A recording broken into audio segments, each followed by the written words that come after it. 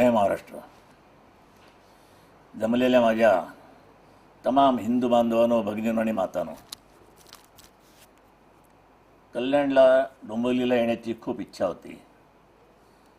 कोल्हापूरलाही जाण्याची इच्छा होती, पण अजून लांबच्या प्रवासाला मी असा निघालो नाही, पण निघणार.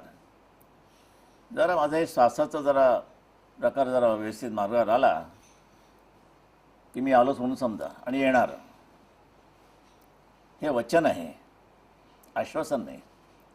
असं म्हणतात की पूर्वीचे राजे महाराज हे सिंहासनावरती बसत आणि आत्ताचे हे जे आहेत पांढरे बगळे हे आश्वासनावर बसतात किंवा तुम्हाला बसवतात. निवडणुकीचा काळ आहे. कोणी आमचे खड्डे दाखवते, कोणी आमचं पाणी दाखवते, कोणी आमचं हे दाखवतं, आमचं ते दाखवते. दाखवा,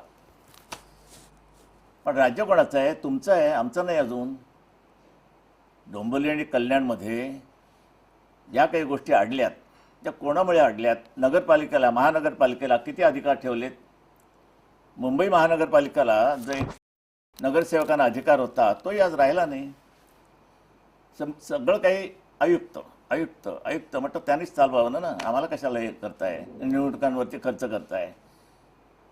आज कल्याण आणि डोंबिवली, कल्याणमध्ये माझं लहानपण गेलेलं आहे. माझ्या वडिलांची डेक्कन स्पार्क नावाची नाटक कंपनी होती आणि त्यावेळेला मी काही असेल 6-7 वर्षाचा. तो काळ नाटक कंपनीमध्ये जे जेवण व्हायचं, पांढरे वाटाणे रोज सकाळ संध्याकाळ, भात आणि चपात्या खा, पाहिजे तेवढे. तेही गंमत म्हणून. आणि डोंबिवलीला मला वाटतं बाजी प्रभू देशपांडे चौकात माझ्या 2-3 वेळा सभा झालेल्या आहेत. मोठ्या तुडुंब भरायचा, आजही भरे. शरीर प्रकृती आता काय झालं आहे, सगळंच होतं आहे. वय वाढतं आहे, काही आजारी पाठीमागे लागतात आणि अशा तऱ्हेने मग एक थकवा येतो माणसाला. तरी पण अजून शारीरिकदृष्ट्या मी दणदणीत आहे. आवाज माझा ठणठणीत आहे आणि ह्यानंतर श्वास मार्गावर माझा आलाच, कारण अजूनही मला ते सगळे घ्यावं लागतं. ऑक्सिजन घ्यावा लागतो, नेबुलायझर घ्यावा लागतो, काही इतरही उपचार करावे लागतात. ह्यामध्ये मी अडकले जरा, म्हणून लांबच्या प्रवासाला अजून तेवढं धाडस केलं नाही. पण मी येणार. आता मला आपल्याला असं विचारायचं आहे की आम्ही आश्वासन देतोय, वचन देतोय, आश्वासन नाही.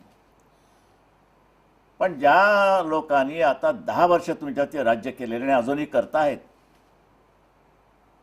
त्यांनी तुम्हाला काही दिलं का? त्याचा विचार होणार आहे का? खड्डे पडले काय मुंबईतच पडले, कल्याण डोंबिवलीतच पडले, कोल्हापूरतच पडले?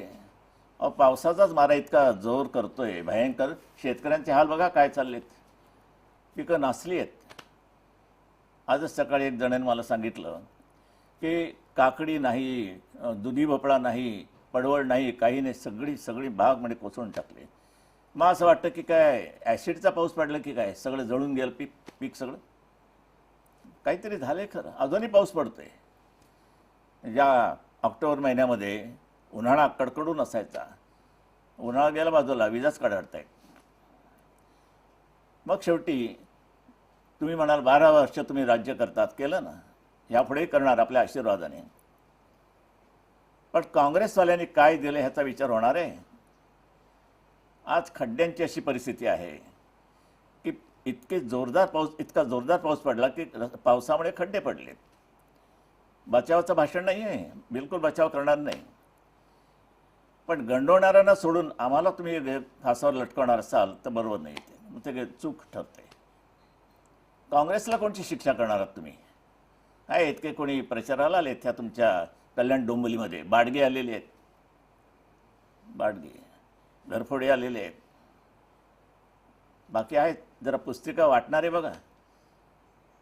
सोनिया गांधीचा आत्ता उदो करतात. त्याच्या एक पुस्तकामध्ये तुम्ही आमच्याकडे असताना काय बडबडलात त्या बाईबद्दल. अरे आम्ही तर विरोधच पक्षामध्ये आहोत. पण तुम्ही आता सत्ताधारी होण्याच्या अगोदर, त्या पक्षात जाण्याच्या अगोदर एक काँग्रेस तरी राहीन तर मी तरी राहीन. तुमच्या दुर्दैवाने साले दोघेही राहिलेत.